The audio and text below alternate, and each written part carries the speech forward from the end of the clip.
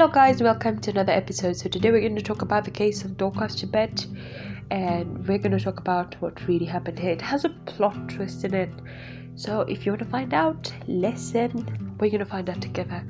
So without wasting a lot of time here, let's just get into the story. Sunday 23rd, 2021, Kiwingani Police Station.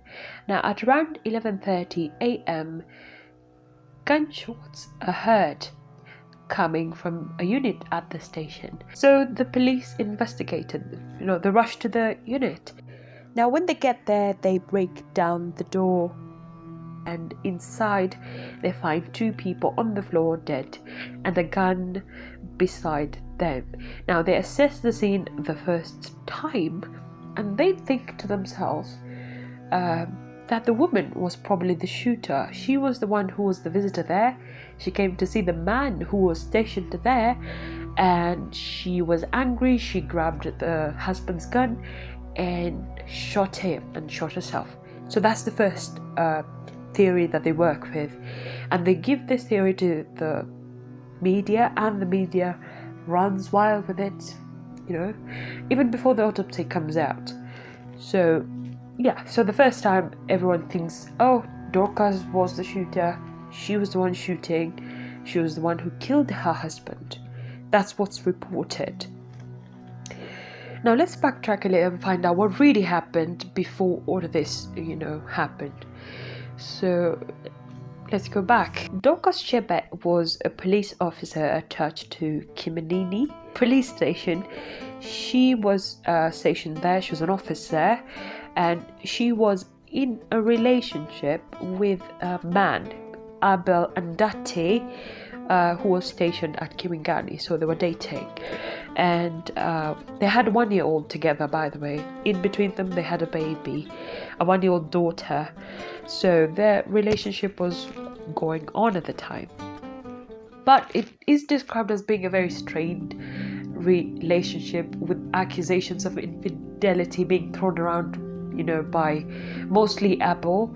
Abel was the one throwing around that Dorcas was probably cheating on him. So he was quite insistent that Dorcas was actually doing this. So there was just quite a general sense of distrust in their relationship, but they kept at it. I just don't know why people do this. If you don't trust each other, please don't be together. It doesn't end well, as we've seen before. So they kept at it. Abel was the one throwing accusations around that probably Dorcas was cheating, and he was quite really standing on that Dorcas was probably cheating on him.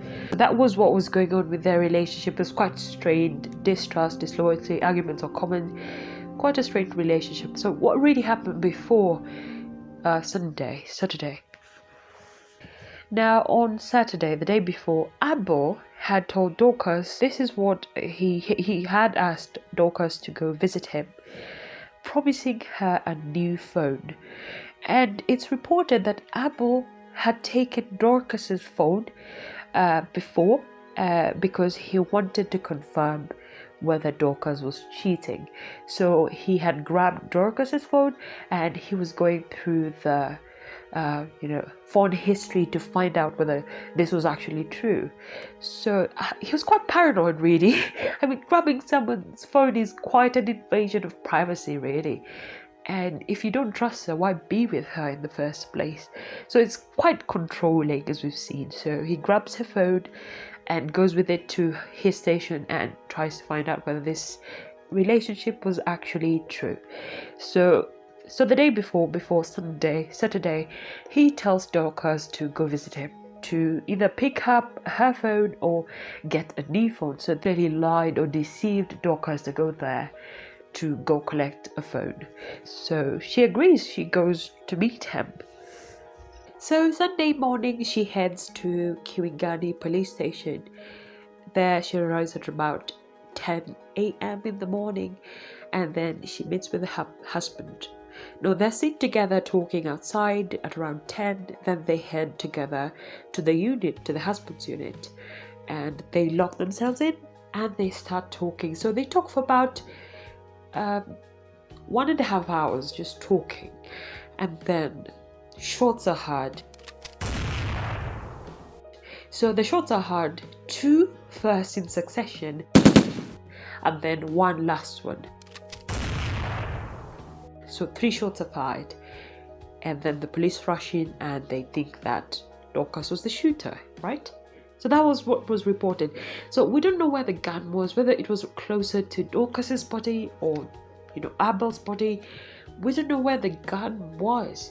I don't know why they just decided, or in their heads, that Dorcas was the one. Maybe by what they were seeing or what they were looking at, they thought Dorcas must have been, she had to be the shooter.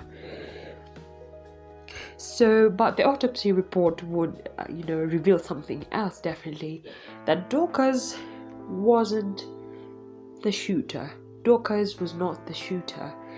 And so it revealed that Dorcas had 2 gunshot wounds, 1 on her lower lip and 1 on her nose. For Abel, he had 1 gunshot wound on the chest, point blank, so it's quite close. It's close to the chest where he was shot. Now, according to the autopsy, Dorcas couldn't have been the shooter because of her injuries, the way they look, her lower lip and her nose. She had 2 bullet wounds. I don't know if people actually are able to shoot themselves twice. I don't know. But it's determined that she was shot, from afar, definitely not that close range, and that Abel's wound, the entry point, had, other injuries around there that suggested that the gun must have been pressed close to the chest before it was fired. So they think that Abel was the one holding the gun, and he shot himself after, he had shot Dorcas twice. He then shot himself once, right in the chest. Very close range, as if the gun was being pressed hard to the chest. So it suggested that Abel was the shooter, not Dorcas. And there's evidence to support this, that when they were inside the house, Dorcas actually called her sister and told her that Abel had locked the room and she couldn't get out. She wanted to get out, but Abel wouldn't let her. So that points to another thing. So they think Abel was the shooter. And probably in my mind that actually makes sense. I don't know, but I feel like he was the one to shoot. I'm not saying this as biased or anything. I'm just thinking, according to the evidence, probably he was the one. And they think that his print or palm print on the wall must have been caused by him trying to get to the wall. After shooting himself in the chest, he grabbed the wall, then fell. You understand? After falling, after shooting Dorcas, he shoots himself in the chest, then grabs the wall and then falls over. So that's what happened that day.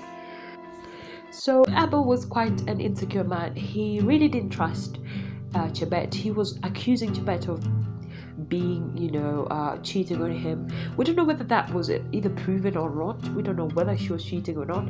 But he was really paranoid, like grabbing someone's phone, even going a step ahead and invading her privacy to find out. It's quite controlling as well. I mean, who grabs other people's phones just to investigate whether they're cheating? It's just strange to me.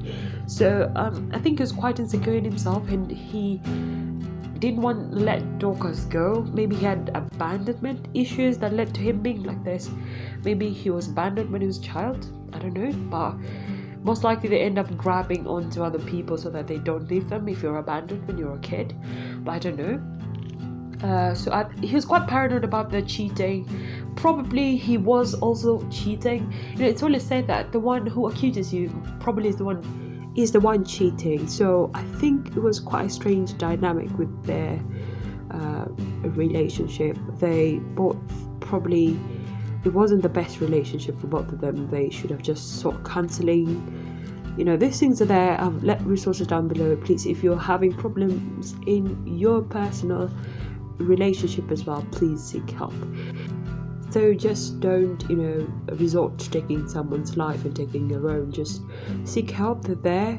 They can help, and you can talk it out. If you want to go on with the relationship, then you figure out ways on how to deal with your issues and how you overcome your own, distrust of other people.